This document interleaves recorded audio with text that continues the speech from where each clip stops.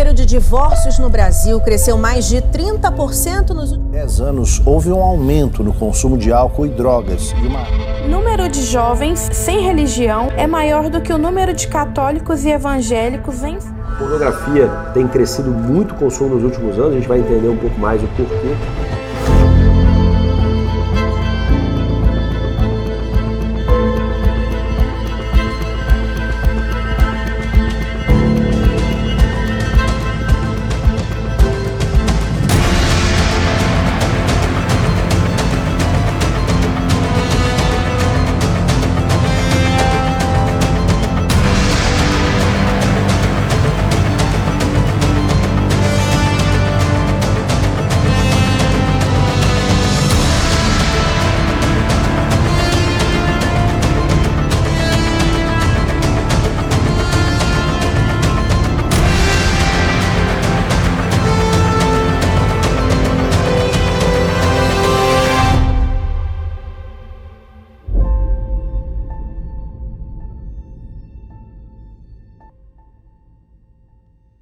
Bom dia, seja muito bem-vindo à Rede, que alegria ter cada um de vocês aqui, também aqueles que estão conectados com a gente aí, de qualquer parte do Brasil ou do mundo, sintam-se também parte desse momento. Hoje nós estamos encerrando a nossa série de mensagens chamada Contra a Cultura, Como Viver Antes do Fim. Essa série foi baseada na carta do apóstolo Paulo à igreja de Tessalônica, um livro na Bíblia que se chama 1 Tessalonicenses, um livro de 5 capítulos, mas que traz grandes lições para a nossa vida, e foi provavelmente a primeira carta que Paulo escreveu no Novo Testamento. Ele escreveu a maior parte das cartas, e essa é a primeira que traz, sem dúvida, lições extremamente atuais para as nossas vidas. Dentre os temas principais da carta de 1 Tessalonicenses está a volta de Jesus. Paulo vai falar muito sobre esse assunto nessa carta, inclusive em cada capítulo, Paulo lembra que Jesus está voltando e que nós devemos colocar o nosso olhar nessa direção, o nosso coração fundamentado como uma âncora nessa esperança da certeza da volta do nosso Senhor Jesus. Esse tema, a volta de Jesus, é um tema que muitas vezes produz temor no nosso coração. E uma das coisas que nós temos dito nessa série é que se você ama a Jesus, a volta de Jesus será o melhor dia da sua vida. Mas se você não ama Jesus, se você não abraçou o Evangelho de verdade, sem dúvida será o pior dia da sua vida. Mas a volta de Jesus, a escatologia, esses temas a respeito do futuro, são questões que aguçam, instigam a nossa curiosidade. Algumas vezes na história da Rede, e quando eu era pastor de jovens também, eu fiz o seguinte exercício com a igreja: qual assunto você gostaria que fosse trabalhado? Nunca mais eu fiz, tá? Mas, tanto como pastor de jovens, como pastor da Rede, ao longo desses 22 anos, o assunto que mais aparece é estudar o Apocalipse. Nós queremos estudar o Apocalipse. Eu não entendo porque as pessoas querem tanto estudar o Apocalipse, mas provavelmente é porque há essa grande curiosidade a respeito da volta de Jesus. E uma das perguntas que as pessoas têm é a seguinte: como será a volta de Jesus? Como será? Às vezes a gente fica pensando nisso, e tem algumas coisas ao nosso redor, como filmes que são lançados a respeito desse assunto, que instigam ainda mais a gente a imaginar essa situação. Por exemplo, na minha época existia uma série de livros chamado Deixados para Trás. Eu lembro que eu era adolescente, na igreja a gente comentava: você leu Deixados para Trás, número 2, é uma ficção, tá? Sobre quando Jesus volta, o que aconteceu no mundo. Quem foi deixado para trás? Tinha até pastor que foi deixado para trás. E aí isso produzia mais temor ainda nos crentes, porque imagina, se o pastor ficou para trás, então a minha situação está bem complicada. Então todo mundo morria de medo da volta de Jesus, né?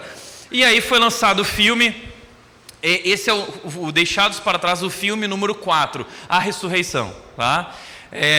Brincadeira, o início do fim, tá? O número 4 é o início do fim, então eu não sei o que falam nos outros, né? Mas, gente, deixados para trás, aí tem uma cena em que o piloto do avião, ele some, ele é arrebatado e o avião cai. Aí o carro bate porque o motorista não está mais lá, ele foi arrebatado. Aí a criança acorda e vai para o quarto dos pais e a roupa dos pais está lá, mas os pais foram arrebatados. Inclusive, deixa eu contar uma história, mas a minha esposa passou por essa situação com os pais dela, tá? Eles não foram arrebatados, mas eles decidiram zoar os filhos, tá? Então eles um dia de manhã deixaram uma roupinha na cama, assim arrumada. Diz a Nath, me conta essa história, que eles foram lá no quarto dos pais e a roupa estava lá, eles acharam que o arrebatamento tinha acontecido e ficaram apavorados, tá? Então, quem sabe está aí uma boa brincadeira para essa semana na sua casa. Mas 2012, outro filme que foi lançado falando sobre o fim dos tempos e tsunami, terremoto, vulcão explodindo, consumindo todo, fogo para todo lado. O filme Presságio também, do Nicolas Cage. São filmes que aguçam a nossa curiosidade, muitas vezes geram temor a respeito desses assuntos do futuro, e nós queremos compreender, a gente quer saber o que vai acontecer, como vai ser. Posso te falar uma coisa? A carta de Paulo à igreja de Tessalônica foi escrita por essa razão. Além de Paulo estar escrevendo para celebrar o que Deus estava fazendo no meio da vida deles, Paulo escreve a carta para responder a questões e dúvidas profundas que eles tinham a respeito da volta de Jesus. Eles eram extremamente curiosos a respeito da volta de Jesus. Tanto que Paulo não escreveu só uma carta, ele escreveu duas. Na segunda carta ele vai falar ainda mais sobre essa questão, porque da primeira carta surgiu mais dúvidas ainda, então Paulo escreveu a segunda carta para falar também sobre o anticristo, para falar sobre a volta de Jesus. Então esse é um tema muito presente nessa carta. Agora eu quero te chamar a atenção para algo que Paulo diz aqui no capítulo 5, nós estamos encerrando a série, chegamos agora no capítulo 5, versículos 1 e 2, Paulo começa dizendo: não é necessário, irmãos, que eu lhe escreva sobre quando e como tudo isso acontecerá. Olha que interessante, o apóstolo Paulo, talvez um dos maior teólogo do Novo Testamento, dizendo o seguinte: não é necessário falar sobre como e quando. Não é necessário. É um balde de água fria, porque a gente acha necessário. Vamos falar sobre o Apocalipse, vamos falar sobre isso, sobre os detalhes, qual é a posição escatológica da Red. A Red é uma igreja pré-tribulacionista, pré-milenista, mid, pós, milênio. Qual é a posição escatológica da Red? O que a Red acredita a respeito do futuro? O que vem antes, o que vem depois? Como vai ser? Quais são as etapas, os eventos que sucederão? Sabe que entre os teólogos essa é uma grande discussão e não existe certeza de forma nenhuma nesse assunto. É um assunto um pouco cinza a respeito de como será. Mas existem muitas posições criadas por homens, tentativas de sistematizar o futuro a partir de dados bíblicos. E eu lembro que no meu concílio, lá no ano mais ou menos de 2006, 2007, quando eu fui oficializado como pastor batista, eu lembro que tinha uma série de pastores ao meu redor fazendo várias perguntas, e o lance que eles querem assim é te colocar numa armadilha, né? E eu lembro que um dos pastores, e foi ali que encerrou o meu concílio, e graças a Deus eu passei, por isso eu estou aqui, mas um dos pastores perguntou o seguinte: Tiago, qual é a sua posição escatológica? E aí todos os pastores ficaram assim, ó, qual é a posição escatológica do Tiago? E aí eu respondi: a minha posição escatológica é a posição de espera. Eu estou esperando Jesus voltar. Eu estou louco para Jesus voltar. Essa é a minha posição escatológica. Essa é a posição escatológica da Red. A posição escatológica da Red, se alguém te perguntar, é: estou louco para subir com Jesus. Essa é a nossa posição escatológica. Ou seja, não interessa. Não é sobre como e quando tudo isso acontecerá. Não há como nós prevermos o momento. Nós também não podemos dizer como tudo se sucederá. A Bíblia fala pouco a respeito disso.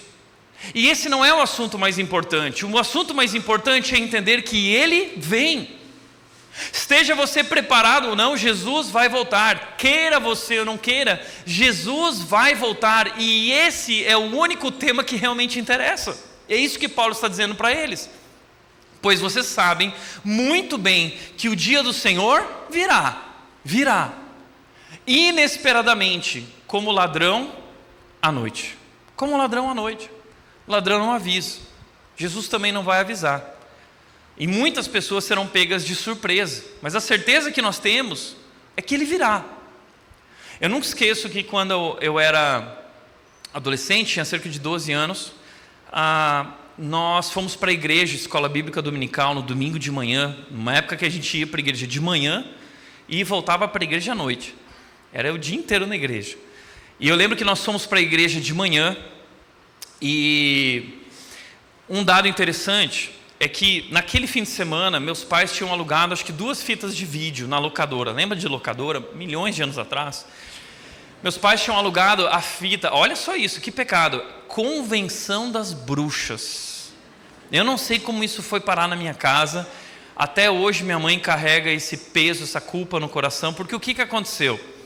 Nós voltamos da igreja e quando nós chegamos em casa, a casa estava completamente escancarada, a porta arrombada. Quando nós entramos na casa, o coração disparou. Será que os ladrões estão aqui? Aquela voz ofegante assim, né? Meu pai entrando, meu pai gigante, quase 2 metros de altura. Meu irmão pegou um taco de beisebol e foi na frente, né? Andando aqui assim. E eu vim atrás também nervoso. Será que os ladrões estão aqui? A casa estava completamente revirada. Todos os armários, todas as gavetas, uma bagunça completa. E todos os objetos importantes ou de valor haviam sumido. Nós tomamos um susto. Fomos pegos de surpresa. Foi um evento traumático na nossa vida. De tal forma que a partir dali nós começamos a nos preparar. Meu pai contratou segurança, né, daquelas residenciais naquela época. E uma série de decisões que nós tomamos, né, colocamos alarme e preparamos a casa porque o ladrão não avisa quando ele vem. Mas a minha mãe entrou em crise achando que tudo tinha acontecido por causa da Convenção das Bruxas. Bom, enfim. Mas o dia do Senhor virá como um ladrão da noite. Ele virá. E Paulo continua dizendo, quando as pessoas disserem tudo está em paz e seguro, quando todo mundo achar assim, está tudo bem, agora as coisas estão melhorando. Aí então, interessante que quando Paulo fala isso, ele está lembrando da Pax Romana. Porque o imperador romano e o Império Romano estava pregando isso, a Pax Romana, as coisas estão melhorando, Roma está cuidando da segurança de cada um de vocês, está tudo ficando bem, Roma é realmente um império maravilhoso, vocês podem se alegrar com tudo que está acontecendo. Então Paulo diz o seguinte, não caiam nessas notícias de que as coisas vão melhorar, de que tudo vai ficar bem, não vai. Gente, a mensagem do Evangelho não é de que as coisas vão melhorar, a não ser no céu, na eternidade, aí sim. Aqui na terra, as coisas só vão piorar. É isso. E ele continua dizendo, então, o desastre lhe sobrevirá tão repentinamente como iniciam as dores de parto de uma mulher grávida, e não haverá como escapar. Eu contei para vocês ao longo da série, do dia em que a bolsa da Nath estourou e as dores de parto começaram, o quanto aquele momento foi extremamente desconfortável para nós, mas especialmente para a Nath, do quanto nós ficamos acordados a partir daquele momento, juntos, contando até 30, quando vinham aquelas contrações muito fortes, e aquele momento foi um momento de muito desconforto. As dores de parto são um momento de muito estresse, é um momento de ansiedade, é um momento de preocupação, de confusão muitas vezes, e é isso que nós estamos vivendo, são dores de parto. É por isso que nós estamos sentindo profundamente ansiedade. Estamos sofrendo de ansiedade, de estresse. As pessoas estão adoecendo mentalmente, emocionalmente. A Bíblia diz, Jesus Cristo disse que se aqueles dias não fossem abreviados, ninguém seria capaz de suportar. É difícil, é muito difícil. Veja, o texto diz, não há como escapar. Não há como escapar, não há para onde correr. A questão é, se nós vamos passar por isso, como nós devemos enfrentar os últimos dias. Como nós vamos enfrentar os últimos dias? A carta de Paulo à igreja de Tessalônica foi escrita para dizer: não importa onde nem quando, importa que ele vem. E vocês precisam estar preparados.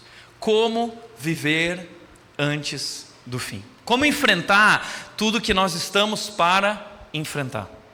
E Paulo vai encerrar a carta dele com 3 conselhos finais para enfrentarmos esses momentos de dores de parto, de muito estresse, ansiedade, confusão.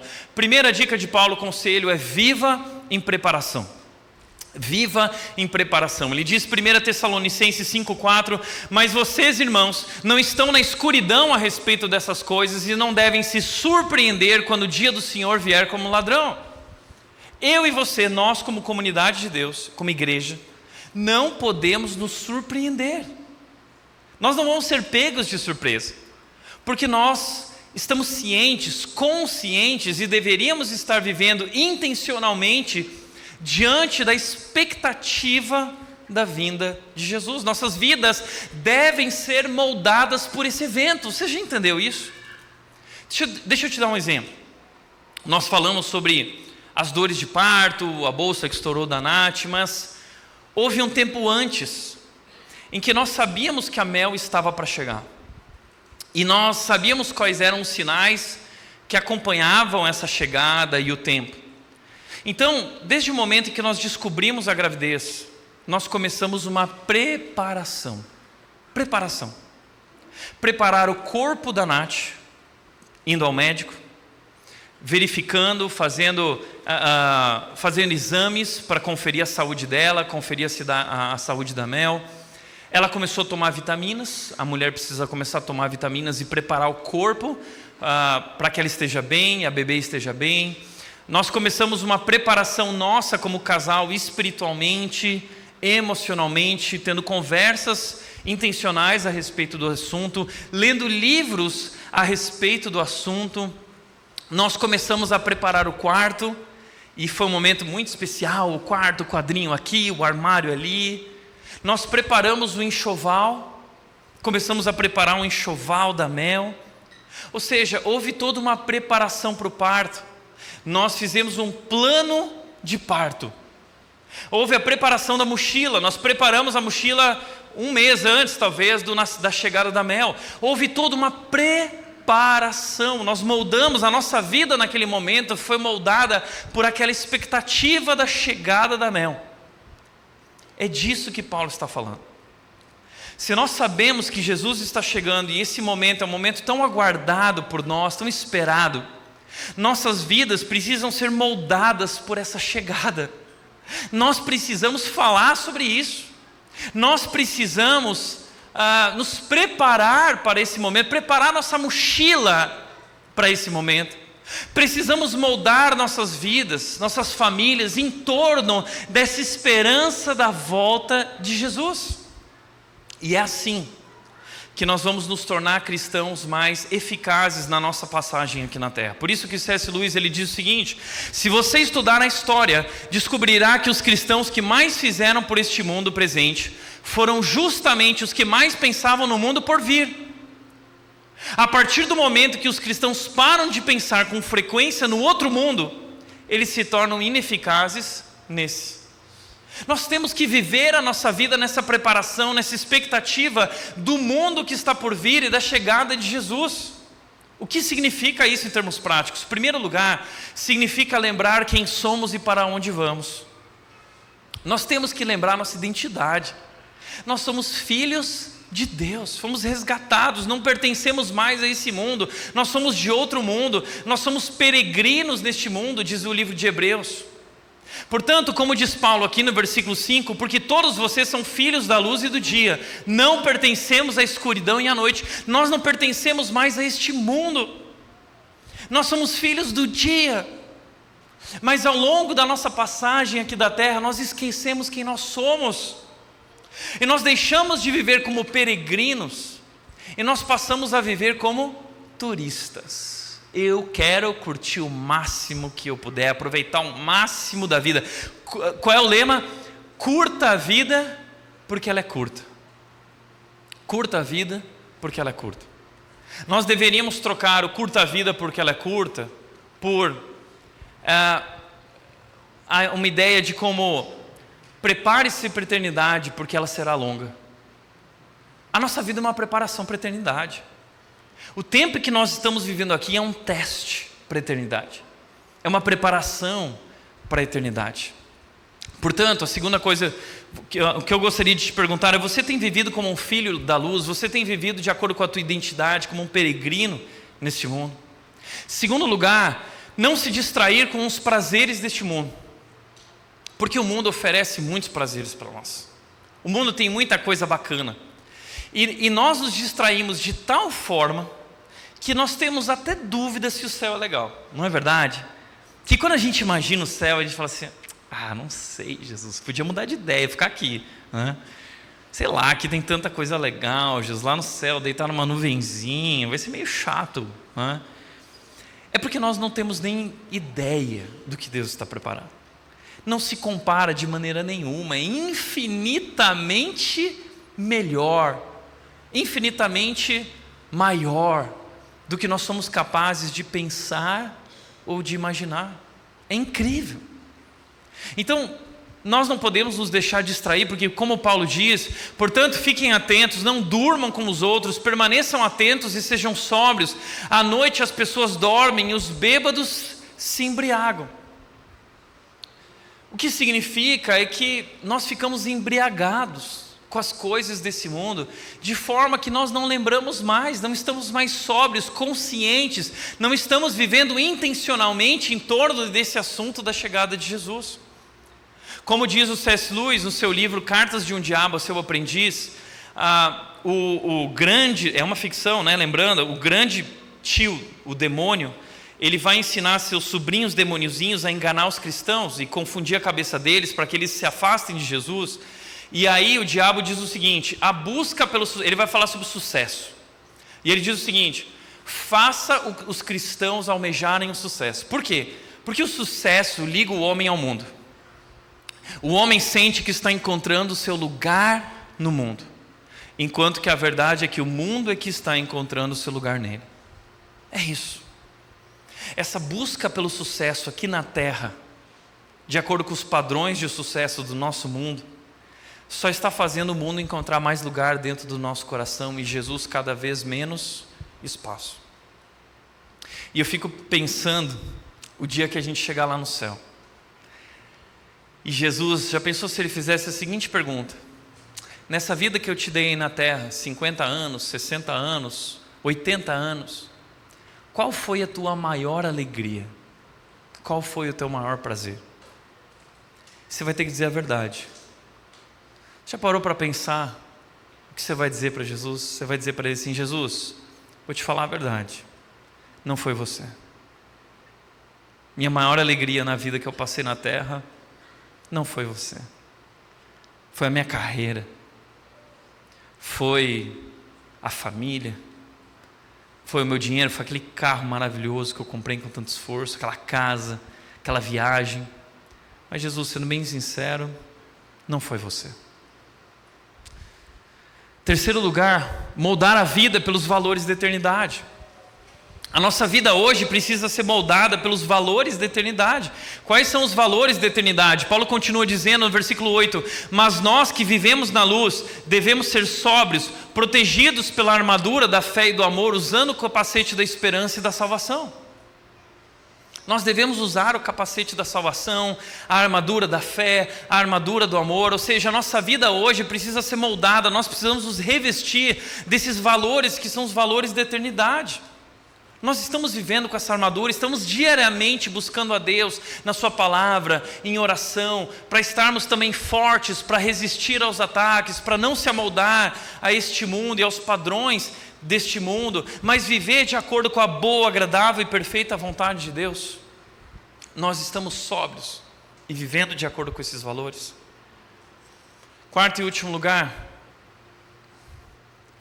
descansar na garantia da nossa salvação. Porque tem muita gente que é tomado por esse temor. Mas e se Jesus voltar e eu não subir com Ele? E aí? Então a gente é tomado de temor. Será que eu perdi a minha salvação? E deixa eu falar bem claro para você, nós cremos que biblicamente nós não podemos perder a nossa salvação. Por quê? Porque nós nunca conquistamos a nossa salvação.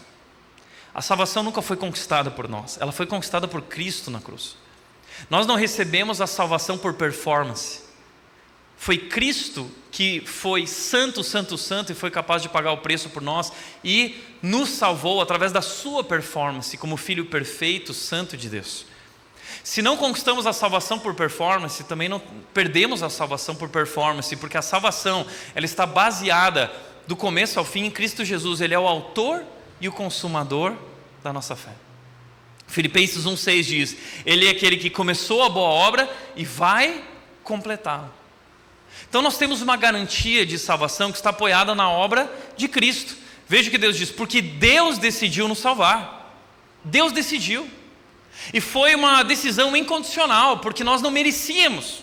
E Ele fez isso por meio de nosso Senhor Jesus Cristo, não por obras, não por mérito, mas por pura graça. Em vez de derramar sua ira sobre nós, Cristo morreu por nós para que quer estejamos despertos, quer dormindo, vivamos com Ele para sempre. Cristo fez, Cristo morreu, Cristo pagou o preço e a garantia da nossa salvação está na fé em Cristo Jesus. Isso não significa, então tá bom, então vou viver do jeito que eu quero, que no final das contas eu vou para o céu com Jesus. Não é desse jeito, porque nós cremos que a evidência da genuína salvação, conversão, uma fé genuína viva, é uma fé que frutifica, porque é impossível ter a presença do Espírito na tua vida e não se tornar mais parecido com Jesus. É impossível. Então, se de fato você compreendeu e se rendeu, você vai ser transformado, Deus vai completar a obra que Ele começou na tua vida. Então nós precisamos viver em preparação. E há uma parábola no Novo Testamento, em Mateus 25, em que Jesus fala sobre 10 virgens que estão esperando seu noivo. E cabe muito bem aqui para nós, porque em Mateus capítulo 24, Jesus está falando sobre os sinais da sua vinda. E Ele termina então Mateus 24 dizendo o seguinte: gente, é que nem 10 virgens que estão esperando o noivo. 5 delas são prudentes, 5 são insensatas. As 5 prudentes são aquelas que separaram óleo extra para guardar, porque o noivo pode demorar um pouco mais do que vocês têm expectativas. O que aconteceu foi que o noivo chegou durante a madrugada e 5 noivas estavam preparadas com a vela acesa, porque elas tinham óleo extra. E as outras não tinham óleo, precisaram ir comprar óleo e não deu tempo de subir com o noivo. O que significa isso? Significa que nós precisamos estar preparados e que essa preparação tem a ver com o nosso relacionamento com Deus. Porque entenda, muitas vezes a gente olha para essa parábola e pensa assim: mas por que as que tinham óleo não deram para as que não tinham óleo? Tinha acabado. Porque elas não tinham como dar aquilo, porque aquele óleo representa a presença do Espírito em nossas vidas, representa o nosso relacionamento com Deus. E relacionamento é uma coisa que a gente não pode terceirizar, que a gente não pode emprestar. Relacionamento é algo pessoal. Não dá para pegar carona no relacionamento de outra pessoa. Se você quer ter um relacionamento com Jesus, esse relacionamento é teu, pessoal e intransferível. E a parábola significa isso, que haviam 5 noivas ali que estavam preparadas, elas tinham a presença do Espírito, elas tinham um relacionamento verdadeiro, mas as outras 5 não. Você está vivendo em preparação?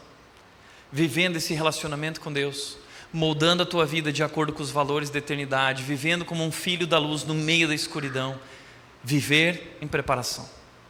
Segunda dica que Paulo nos dá durante esse período difícil é viver em comunhão. Viva em comunhão. Viva em preparação, mas viva em comunhão. Ele diz no versículo 11: portanto, animem e edifiquem uns aos outros como tem feito. Nós precisamos viver juntos. E no meio de mais intensa perseguição e duras tribulações que nós vamos enfrentar pela frente, nós precisamos constantemente viver esse uns aos outros, nos animando, vivendo essa edificação mútua. O problema é que muitas vezes nós nos afastamos da igreja, por várias razões. E essa semana eu estava lendo uma reportagem a respeito, existe um livro chamado O Lugar Mais Seguro da Terra, do Larry Crabb. E esse livro é muito legal porque o Larry Crabb vai falar sobre a igreja. E ele diz que a igreja é o lugar mais seguro da terra. Nós estamos passando as dores de parto, Jesus está voltando, a coisa vai piorar, mas há um lugar seguro na terra. Esse lugar se chama igreja. É uma comunidade de amigos espirituais e orientadores espirituais, onde você encontra ajuda, apoio.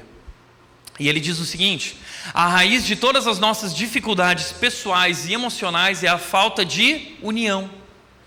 Já parou para pensar nisso? Que o problema, a nossa dificuldade em todas as áreas da nossa vida, emocionalmente, pessoalmente, é falta de estar conectado com pessoas e com Deus. Ele diz: eu, portanto, acredito que a rota mais segura para superar problemas e se tornar pessoas que deveríamos ser é reconectando-se com Deus e com a nossa comunidade. Relacionamentos. O segredo da vida está nos relacionamentos. O primeiro relacionamento mais importante, vertical, com Deus, e depois as nossas relações horizontais. Esse é o segredo. O problema é que nós temos perdido essa habilidade de relacionamento. Cada vez mais temos nos tornado mais frágeis. E sem amor, e sem reconciliação, nós temos cada vez mais nos afastado. Estão as estatísticas aí, seja do divórcio, ou seja também das pessoas que estão se afastando da igreja. Veja, a revista Veja trouxe ano passado uma reportagem dizendo o seguinte: por que milhões de evangélicos estão abandonando suas igrejas? Milhões de evangélicos estão abandonando as suas igrejas. E a reportagem diz o seguinte: as igrejas evangélicas estão cada vez mais cheias, porém, as suas portas dos fundos se tornam progressivamente mais largas a cada dia.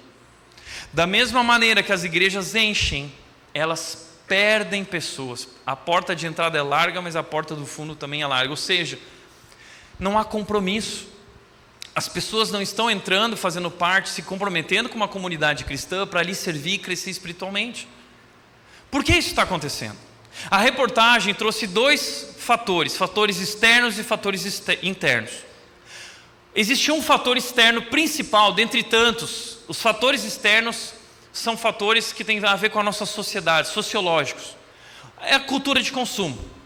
Tem muita gente que vai para a igreja com essa atitude de cultura self. Eu quero minha igreja para me servir, eu quero minha igreja que me faça feliz, eu quero minha igreja do meu jeito, eu quero um pastor do meu jeito, eu quero uma fé do meu jeito, eu quero uma pregação do meu jeito, eu quero um pequeno grupo do meu jeito, eu quero um encontro de casais do meu jeito, eu quero um encontro de mulheres do meu jeito, eu quero um encontro de homens do meu jeito. Ou seja, nós queremos moldar a igreja de acordo com as nossas expectativas e desejos.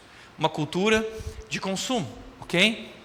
E muitas pessoas vão para a igreja como vão para o shopping. O que eu estou afim hoje? Comida japonesa, McDonald's, Burger King, Casa da Esfirra. O que eu estou afim? Estou afim de um louvorzão, estou afim de uma palavra, estou afim de revelação, estou afim de simplesmente ir num lugar bacana que eu vou ver pessoas bonitas. O que eu estou afim hoje? É a cultura do consumo. As pessoas não se comprometem para servir e fazer a diferença nessa cooperação mútua.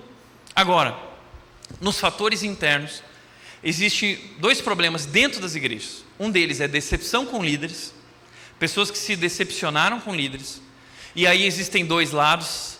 Existem líderes que realmente estão abusando de pessoas, usando o evangelho de forma errada para manipular pessoas e enriquecer. E existem também líderes que estão fazendo um trabalho correto e ao confrontar pessoas biblicamente, as pessoas se sentem, são tão fragilizadas em mimimi. Não gostei que falou comigo desse jeito, porque eu quero um pastor do meu jeito que me sirva, que me realize pessoalmente. Existem os dois lados. Mas também outra questão do fator interno é o desapontamento relacional. Por que as pessoas deixam a igreja? Basicamente, essas são as três razões principais. Seja a cultura do consumo, seja decepção com líderes, seja desapontamentos nos relacionamentos. E deixa eu te falar uma coisa. Se você é uma pessoa que saiu de igreja por conta de desapontamentos relacionais, você é uma pessoa imatura. Por quê? Nós precisamos entender por que os relacionamentos foram colocados na nossa vida e por que eles são tão difíceis. Deus criou relacionamentos difíceis propositalmente e colocou essas pessoas na sua vida para tratar você. Portanto, uma das coisas que eu acredito é o que o Josemar Bessa disse. Ele diz o seguinte: se você é uma pessoa fácil de ofender e difícil de se agradar, você é um problema para a igreja. Tem muita gente que é um problema para a igreja. Gente que é fácil de se ofender e difícil de se agradar. Já viu gente assim? Todas as igrejas têm. E essas pessoas vão passando de igreja em igreja, né? E deu problema lá, dá problema aqui, dá problema acolá. A pessoa é um problema, porque ela não aceita ser trabalhada, ela não aceita ser forjada, e os relacionamentos foram colocados na nossa vida para nos forjar. A igreja é um lugar que foi colocado na nossa vida, não para a gente ser servido e consumir, mas para a gente fazer a diferença e colaborar e cooperar. Por isso Paulo vai dizer como a gente deve lidar com a igreja. A igreja é um lugar de cooperação.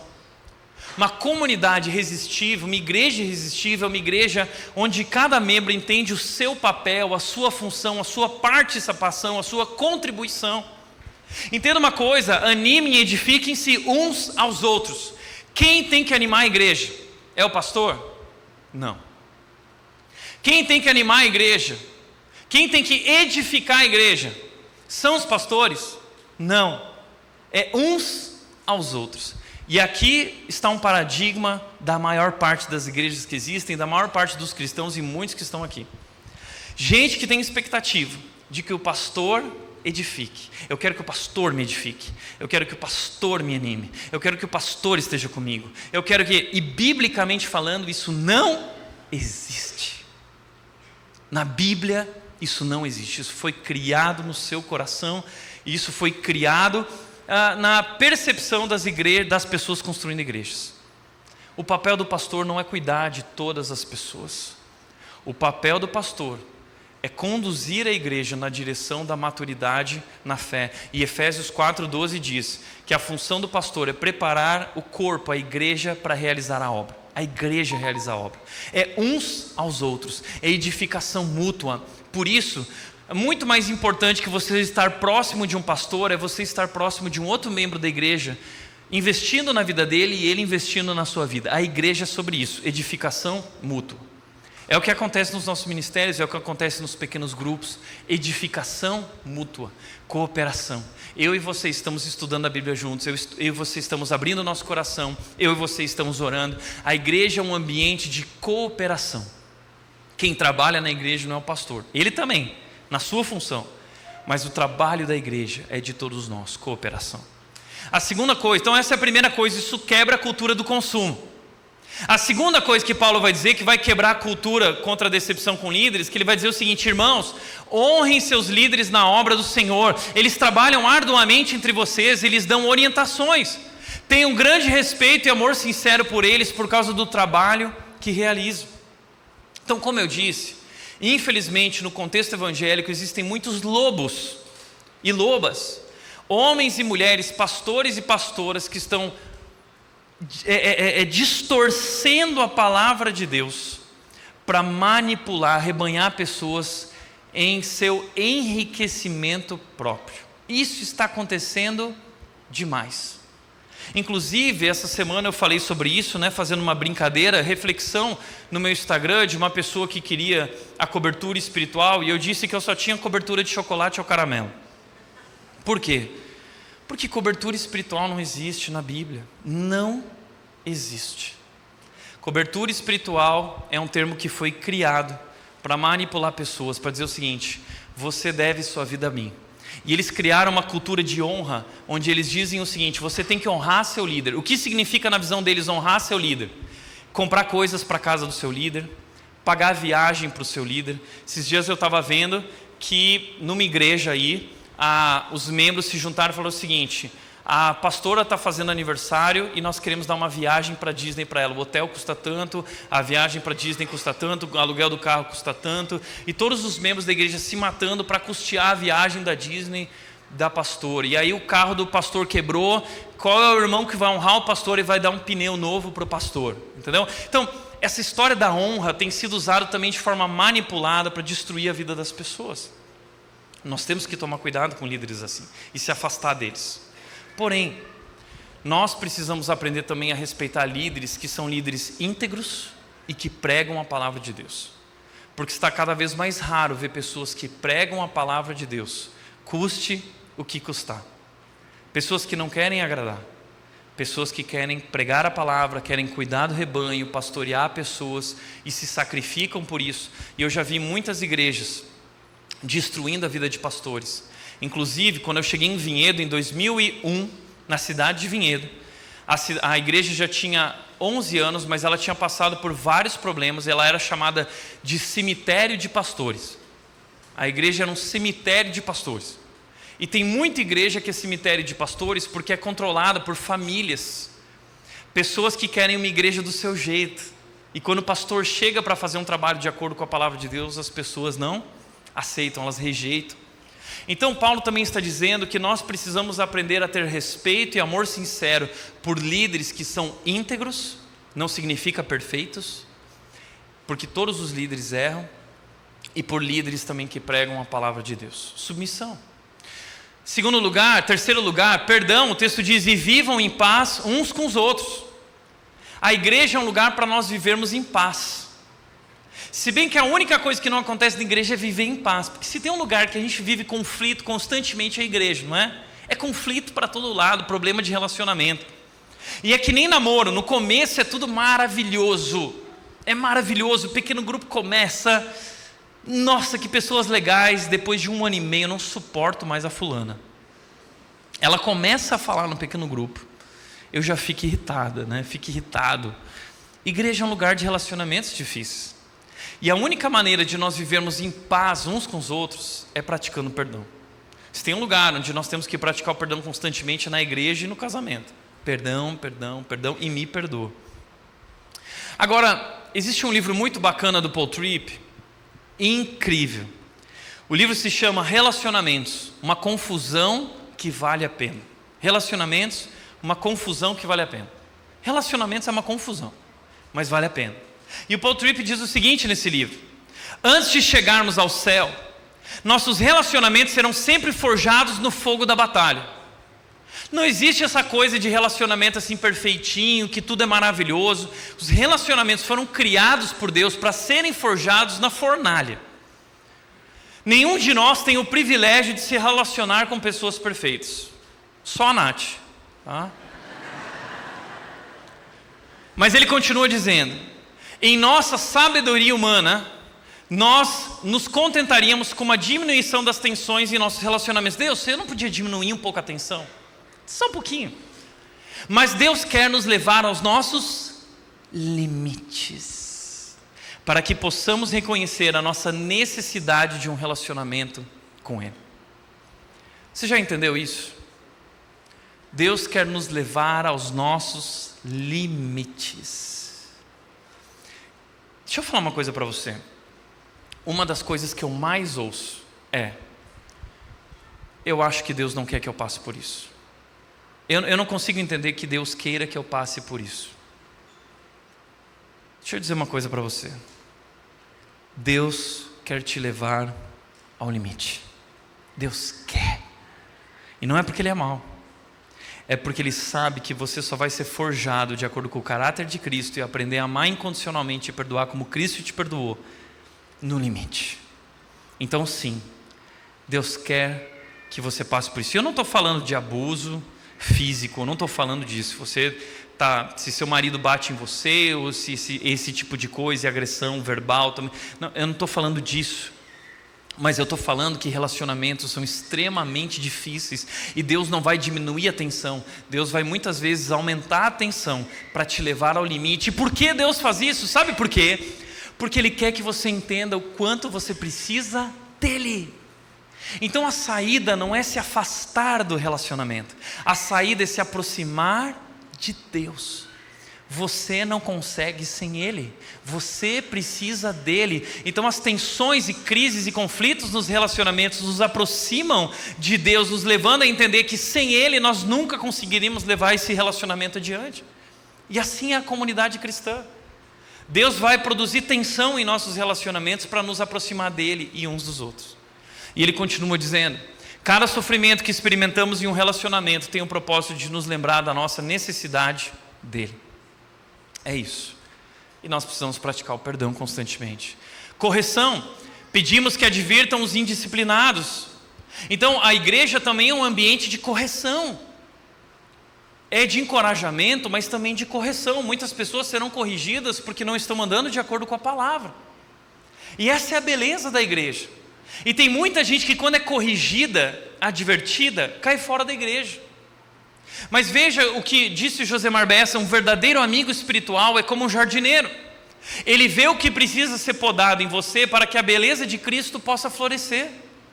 É isso que nós estamos vivendo como igreja. O nosso objetivo aqui é chegar na estatura de Cristo. Deus quer transformar as nossas vidas. E Ele vai usar os nossos relacionamentos para isso. Deus vai usar um amigo para podar a sua vida, um amigo espiritual. Deus vai usar um pastor para podar a sua vida. Tem muitas pessoas que vêm para aconselhamento comigo e eu jogo um balde de água fria. A pessoa sai até assustada, porque ela nunca ouviu a verdade, porque nós vivemos num mundo que não fala a verdade. Provérbios diz: quem fere por amor mostra lealdade, mas o inimigo multiplica beijos. Muitas vezes viver como igreja é ferir por amor, para ajudar a pessoa, mostrando a verdade é essa. O problema é você. O problema não é teu marido, é você. O problema não é tua esposa, o problema é você. O problema não é teu filho. O problema não é teu marido que não é cristão. O problema é você que é cristã, mas é morna porque casou com ele. E ai do dia, isso é uma coisa que eu tenho falado, que o que eu mais tenho medo quando um cristão casa com um não cristão, não se ofendam, tá? O que eu mais tenho medo quando um cristão casa com um não cristão, não é de que o não cristão nunca vá se converter. O meu medo é que ele se converta. Sabe por que eu tenho medo que ele se converta? Porque no dia que ele se converter, ele vai descobrir que você é um morno. Já parou para pensar nisso? Ele vai descobrir que casou com um cristão que não leva a sério a Deus. A igreja é um ambiente onde muitas vezes nós vamos ser podados com amor para que Cristo possa florescer em nós. Correção. Além disso, encorajem os desanimados. Isso é consolação. Tem muita gente desanimada e nosso papel aqui também é um papel de encorajamento. Essa semana eu estava com uma pessoa que se divorciou. Um processo triste, a pessoa desanimada. E eu disse para ela: Deus ainda tem plano para a sua vida. Deus ainda tem um propósito para a sua vida. Você ainda pode ser feliz em Cristo Jesus. Ele é suficiente. Então não desanima. Usa esse momento para continuar crescendo espiritualmente. É um lugar de consolação. Você está sofrendo, passando por momentos difíceis, ainda há esperança. Nós estamos aqui falando que não importa o que aconteça, a graça de Deus é maior, e Deus quer continuar trabalhando em nós e nos forjando a imagem de Jesus Cristo. Ajudem os fracos, isso significa compaixão, é ter compaixão daqueles que estão passando por momentos de necessidade. A igreja também é um lugar de transformação. Sejam pacientes com todos, porque a igreja é um ambiente de transformação. Nós estamos em obras. A igreja tem que ser esse lugar que nem quando você chega no shopping tem aquela placa assim, em obras. A igreja é esse lugar. Você tem que tomar cuidado onde pisa, porque está todo mundo aqui em obras. Aqui é tudo obra. Sabe quando chega a época de dezembro e janeiro aqui na rede, eles começam a mexer no colégio. O colégio fica de pernas para o ar, a gente fala assim, perdão, está tudo em obras. A gente deveria falar isso todo domingo. Porque não é o teto que está em obras, é o teu coração, é o meu coração. E a gente é capaz de ferir uns aos outros, porque nós estamos em obras. Então nós precisamos ser pacientes uns com os outros, porque é um processo que vai durar a vida inteira. Aquele que começou a obra vai completá-la até o dia de Cristo Jesus. Só que olha a beleza de tudo isso, é que enquanto eu sou paciente com aquilo que Deus está fazendo na tua vida, e cada um tem o seu tempo, tem pessoas que são mais devagar, pessoas que são mais rápidas nesse tempo de transformação. Existem níveis diferentes, respostas diferentes, compreensões diferentes, mas todos são levados numa única direção ao se tornar parecido com Cristo, e Deus garante que vai completar essa obra. Agora, é como o Hernandes Dias Lopes um dia falou, perguntaram para ele assim, Hernandes, como vai a sua igreja? Eu adorei a resposta, porque é a resposta que eu dou quando pergunto assim, como está a rede, Thiago? As pessoas querem que eu responda, está bem, está mal? Como está a rede? E o Hernandes Dias Lopes disse, e eu sempre digo a mesma coisa, a nossa igreja está muito bem, está mais ou menos e está muito mal. Como assim? A nossa igreja está muito bem porque tem pessoas aqui que estão vivendo uma transformação completa. Jesus entrou na vida e é uma nova pessoa.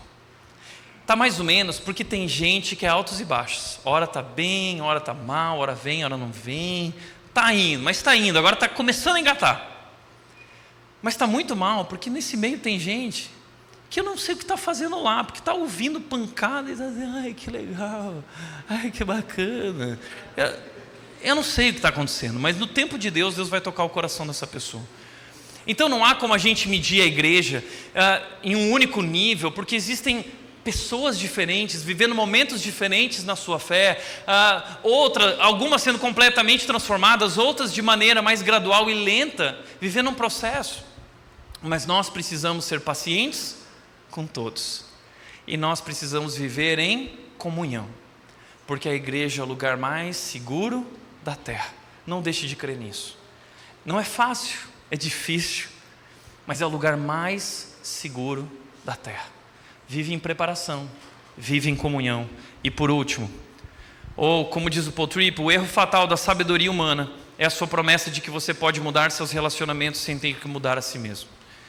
Nesse processo, o que Deus quer fazer é transformar o nosso coração. E aí, uma pergunta: qual o segredo dos relacionamentos saudáveis? Deixa eu deixar para você aqui o livro do C.S. Lewis, uma carta que ele escreveu, que diz o seguinte: quando eu aprender a amar a Deus mais do que meus entes queridos, eu amarei meus entes queridos mais do que os amo agora. Mas se eu aprender a amar meus entes queridos em detrimento de Deus ou em vez dele, me aproximarei do ponto em que não terei amor nenhum pelos meus entes queridos. Talvez a razão pela qual hoje você não tem amor mais pelo seu cônjuge ou pela sua família é porque você amou eles muito mais do que a Cristo. Quando colocamos o mais importante em primeiro lugar, aquilo que vem em segundo não é reprimido, mas aumentado. Se você colocar o amor por Cristo em primeiro lugar, os relacionamentos que vêm depois não serão reprimidos, eles serão aumentados. Esse é o segredo das relações saudáveis. A nossa relação com as pessoas depende única e exclusivamente dessa relação, que é a prioridade. Terceiro e último lugar, 1 Tessalonicenses 5, 16 e 18 diz: vive em gratidão. Estejam sempre alegres, nunca deixem de orar, sejam gratos em todas as circunstâncias, pois essa é a vontade de Deus para vocês em Cristo Jesus. Sejam sempre alegres. Estejam sempre alegres. Tem umas coisas que a Bíblia fala que é difícil de entender. Como ser sempre alegre? Eu gostaria, você também não gostaria? Acho que o mundo inteiro gostaria. Alegria, felicidade é o combustível que move a humanidade. Inclusive, o nosso mundo tem muitas fórmulas para a felicidade, né? Qual é o segredo da alegria? A gente quer descobrir esse segredo e o mundo tem muitas fórmulas. Você vai ver o curso mais vendido, mais querido da Harvard, o jeito Harvard de ser feliz. Vai lá para Harvard descobrir o segredo da alegria. Outro livro, Felicidade, modos de usar, filosofia, né? E aí o Cortella está lá falando assim, porque a vida ela é muito difícil, mas você vai tirar o limão e vai espremer, que bacana, né? Depois tem outros livros como A Ciência da Felicidade, escolhas surpreendentes que garantem o sucesso. Deixa eu te fazer uma pergunta. Existem tantos livros sobre felicidade, sobre alegria, tantas fórmulas e tantos passos práticos para a felicidade, que a gente já deveria ter erradicado a tristeza, não é? Porque está todo mundo falando sobre o segredo da felicidade, vai por aqui, essa é a fórmula, o jeito Harvard. Então, a tristeza já deveria ser um assunto vencido, erradicado do planeta Terra. O problema é que é o contrário. Cada vez mais pessoas adoecendo, cada vez mais depressão, cada vez mais suicídio. Por quê? Se nós já descobrimos o segredo, então por que não somos alegres e felizes de uma vez por todas? Sabe por quê? Porque enquanto você achar que a alegria está nessa vida, você não terá alegria nessa vida. Enquanto você achar que a alegria está nessa vida, você não terá alegria nessa vida. Essa foi a descoberta de Salomão, no livro de Eclesiastes. Ele disse no capítulo 2: eu queria saber o que vale a pena na vida. Eu gastei minha vida com isso. No final ele diz: eu desperdicei a minha vida, joguei minha vida no lixo. Lembre-se do seu Criador nos dias da sua mocidade. Porque a descoberta de Salomão foi que a alegria não está em nada debaixo do sol. Tudo debaixo do sol é a mesma coisa. A alegria está acima do sol. A alegria não está nessa vida. Deixa eu te falar uma coisa. O segredo da felicidade não é segredo. É Cristo. O segredo da felicidade não é segredo. O segredo da felicidade é Cristo Jesus. Ter um relacionamento com Ele. O segredo da felicidade está em saber que nossa alegria está na eternidade, na presença de Cristo Jesus. Esse é o segredo da alegria. Não há outra alegria verdadeira e completa senão essa. Por isso, eu queria dizer que estejam sempre alegres nesse contexto. Fala de uma escolha. Nós podemos, no meio das mais duras provações, porque a igreja de Tessalônica está sendo perseguida. Seus parentes estão morrendo. Eles perderam o emprego, eles estão sendo hostilizados, eles estão sofrendo dura perseguição. Paulo está sendo duramente perseguido. Paulo enfrentou naufrágio. Paulo foi preso. Paulo foi açoitado. Paulo passou fome. Paulo foi levado prisioneiro a Roma. Paulo foi decapitado. Mas ele disse: eu aprendi o segredo de viver sempre contente. Qual é o segredo? É Cristo. O segredo da alegria não é segredo, é Cristo. Esse é meu segredo. Então quando ele diz estejam sempre alegres, é possível, sabe por quê? Porque a alegria não depende das circunstâncias, a alegria depende de um relacionamento. E eu posso viver esse relacionamento a cada momento da minha vida, não importa onde eu estou, não importa como eu estou, Ele está comigo. A promessa de Cristo Jesus não é ausência de problemas, mas de que Ele estará comigo o tempo todo. Ainda que eu ande pelo vale da sombra da morte, eu sei que Tu estás comigo. Essa é a minha certeza, essa é a minha alegria. É uma escolha, a alegria é uma escolha. Então, como disse também William Barclay, precisamos desenvolver a felicidade que não se baseia em fatores externos, mas vem de dentro. Isso requer graça de Deus, mas também requer empenho no treinamento espiritual do nosso coração. A alegria é uma decisão de empenhar, é um treinamento. Eu preciso treinar o meu coração para não se satisfazer nas coisas dessa vida, mas se satisfazer em Cristo. É um treinamento.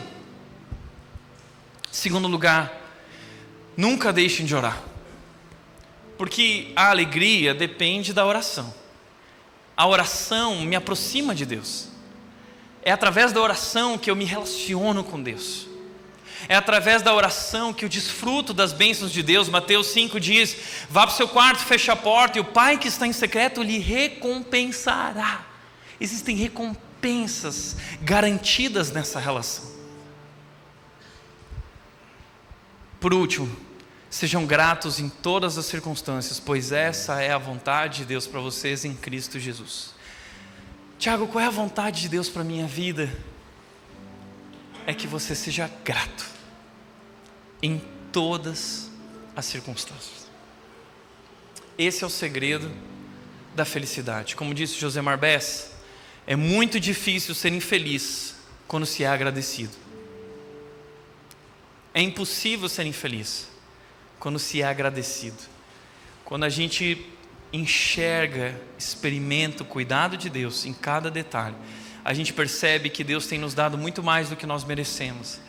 Então nós somos gratos, e aí está a nossa alegria, que não depende das circunstâncias. E deixa eu te dizer uma coisa: a gratidão é um reflexo direto da nossa confiança em Deus. A alegria é um reflexo direto da nossa confiança em Deus. Se você não é alegre, você não confia em Deus. A tua falta de alegria, a tua infelicidade é um problema espiritual, não é um problema de circunstâncias. A tua infelicidade não é um problema de circunstâncias, é um problema do teu coração. Você não confia em Cristo Jesus, e Ele não é a tua maior alegria. Você tem exercitado a gratidão? Gratidão é como academia. a gente precisa treinar nossa alma e aprender a parar de murmurar, aprender a agradecer e reconhecer o cuidado de Deus em cada momento da nossa vida. Por isso, semana que vem eu quero te desafiar. Nós vamos ter aqui um culto de gratidão. Nós sempre encerramos o ano com um culto de gratidão e nós queremos exercitar a gratidão. Nós queremos reconhecer a bondade de Deus no nosso meio, o que Ele está fazendo em nossas vidas, apesar das circunstâncias. Então, semana que vem nós vamos praticar isso, ser grato em todas as circunstâncias, ser grato mesmo diante da doença, ser grato mesmo diante da morte, ser grato mesmo diante do desemprego, ser grato mesmo diante do divórcio, ser grato mesmo diante de perdas, ser grato em todas as circunstâncias, porque nós confiamos em Deus e sabemos que Ele está cuidando da nossa vida. Por isso, semana que vem, estaremos aqui no culto de gratidão de manhã, de tarde e de noite. Você pode pegar um caderno, anotar seu motivo de gratidão. 2 minutos, a pessoa vem, compartilha. Não pode agradecer pelo carro que comprou esse ano, pela casa, tá? Se for para agradecer o carro ou a casa, vai lá no Universal, tá? Aqui nós vamos agradecer o que Cristo tem feito nas nossas vidas, mesmo em meio às mais duras circunstâncias, tá?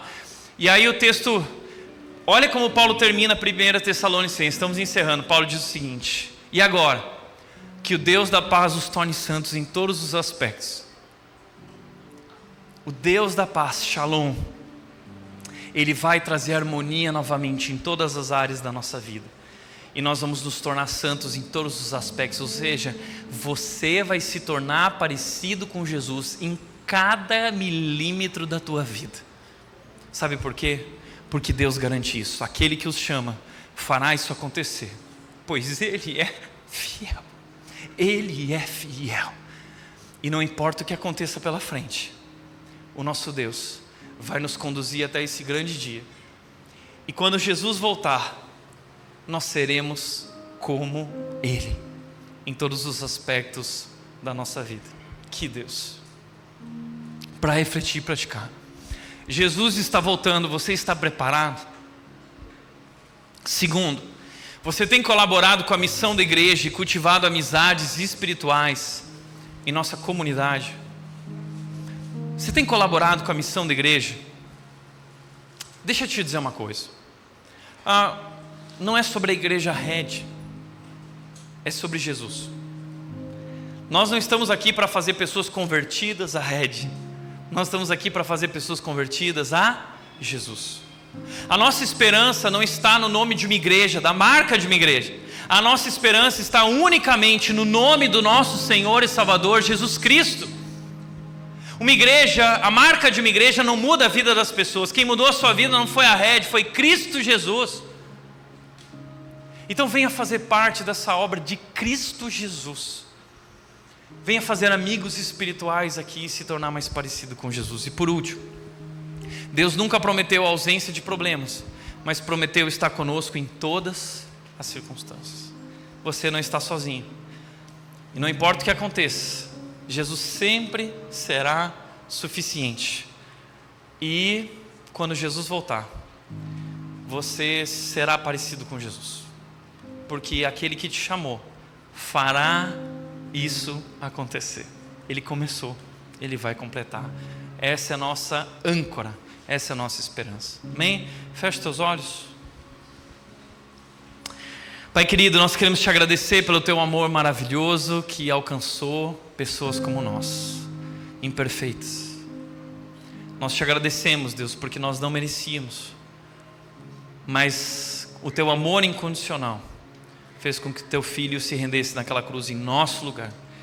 Nós recebemos o perdão e hoje somos convidados a viver uma nova vida, numa comunidade diferente, uma comunidade espiritual, um lugar de cooperação, de crescimento espiritual.